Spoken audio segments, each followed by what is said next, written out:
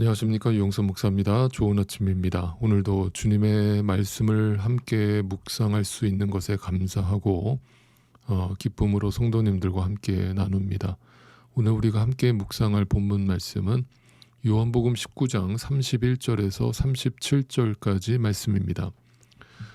오늘 본문은 예수님께서 십자가에서 다 이루었다 하신 후에 숨을 거두시고 나서 그 시신을 무덤에 묻는 과정을 설명하고 있습니다. 31절부터 보시겠습니다. 유대 사람들은 그날이 유월절 준비를 일므로 안식일에 시체들을 십자가에 그냥 두지 않으려고 그 시체의 다리를 꺾어서 치워달라고 빌라도에게 요청하였다. 그 안식일은 큰 날이었기 때문이다. 유대인들은 빌라도에게 예수의 시신의 다리를 꺾어서 시체를 매장해 달라고 요구를 했습니다. 그 이유는 다음 날이 안식일이었기 때문이었습니다. 그들이 가장 거룩하게 생각하는 날이죠. 그날에는 죽은 시체를 십자가에 계속 매달아 둘 수 없었기 때문에 그렇게 요청했던 것입니다. 그런데 다리를 꺾어달라고 요청한 것은 당시 사형수의 사망 여부를 확인하기 위한 절차였기 때문에 그렇게 요구를 했던 것입니다. 한마디로 확인 사살용으로 다리를 꺾었던 것이죠. 만약에 살아있다면 통증을 느끼고 비명을 질렀을 테니까요. 자, 33절을 보시죠.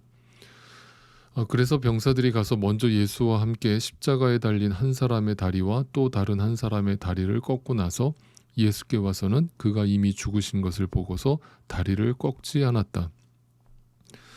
네, 예수님께서 이미 죽으신 것을 확인하고는 일부러 다리를 꺾는 확인 사살을 하지 않았다는 내용이죠. 자, 그렇다면 왜 요한복음은 이러한 내용을 굳이 성경에 기록해 놓고 있을까요? 어떤 의미가 담겨 있을까요? 자, 그런데 좀 이상한 점이 있습니다. 다음 구절을 보시죠. 34절입니다. 그러나 병사들 가운데 하나가 창으로 그 옆구리를 찌르니 곧 피와 물이 흘러나왔다. 자, 분명 다른 죄인들의 시신은 확인 사살 차원에서 다리를 꺾었습니다. 그렇죠? 그런데 예수님의 시신만은 다리를 꺾지 않았죠. 그런데 갑자기 예수님의 옆구리를 창으로 찌른 것입니다. 그 역시 죽음을 확인하기 위한 작업으로 보이죠. 그런데 뭔가 이상합니다. 왜 군인들은 다른 죄수들과 달리 예수님의 다리를 꺾지 않고 옆구리를 창으로 찔러서 확인 사살을 하려 했던 것일까요? 그리고 그것을 왜 요한복음은 이토록 상세하게 기록해 놓고 있을까요? 여러분, 성경을 읽으실 때 이러한 질문들을 던지면서 읽으셔야 된다는 것을 다시 한번 부탁드립니다. 여러분, 아무 생각 없이 읽으면 이 내용도 우리에게 아무런 의미 없는 활자에 지나지 않기 때문입니다. 자, 그 답을 성경에서 찾아보시죠. 36절입니다.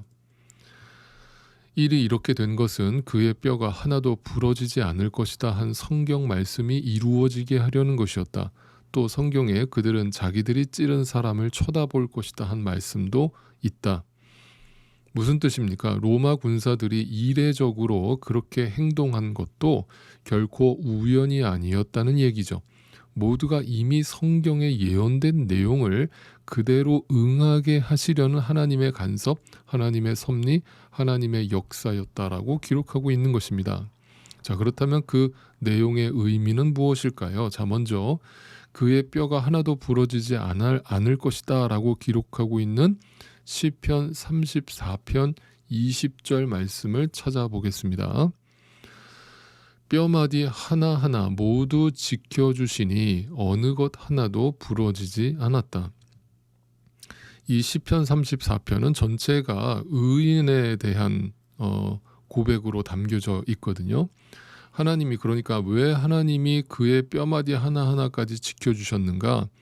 그가 의인이었기 때문이라는 고백이에요. 다시 말하면 의인이란 하나님이 기뻐하는 자를 말하죠.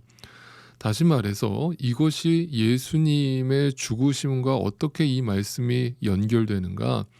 예수님이 의인이었기 때문에 그의 뼈를 꺾지 못하도록 하나님께서 지켜주셨다는 말씀이 되는 겁니다.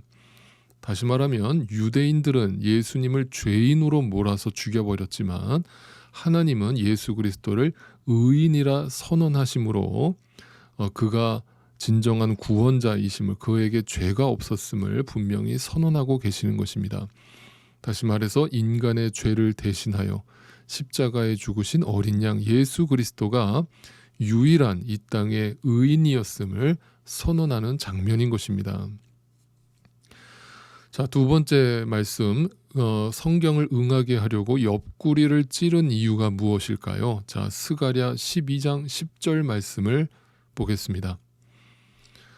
그러나 내가 다윗 집안과 예루살렘에 사는 사람들에게 은혜를 구하는 영과 용서를 비는 영을 부어주겠다. 그러면 그들은 나 곧 그들이 찔러 죽인 그를 바라보고서 외아들을 잃고 슬피 울듯이 슬피 울며 맏아들을 잃고 슬퍼하듯이 슬퍼할 것이다.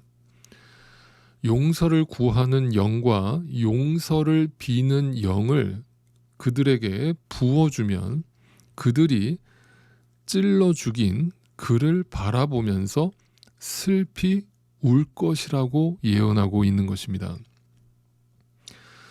여러분, 정말 은혜를 받는다는 게 어떤 건지 아십니까? 여러분에게 정말 하나님의 은혜가 임하면 갑자기 내가 교회 일에 엄청 열심히 하고 뭔가 봉사를 열심히 하는 모습으로 나타나는 게 아닙니다. 그것은 다 부수적인 것이죠. 은혜가 임하면 내가 찌른 분을 바라보게 됩니다. 그리고 용서를 비는 영이 내게 허락되어서 바로 내가 그 예수를 죽인 가해자임을 고백하게 하십니다. 여러분, 그게 은혜를 받은 겁니다. 오늘도 은혜를 받았다는 사람들이 참 많습니다.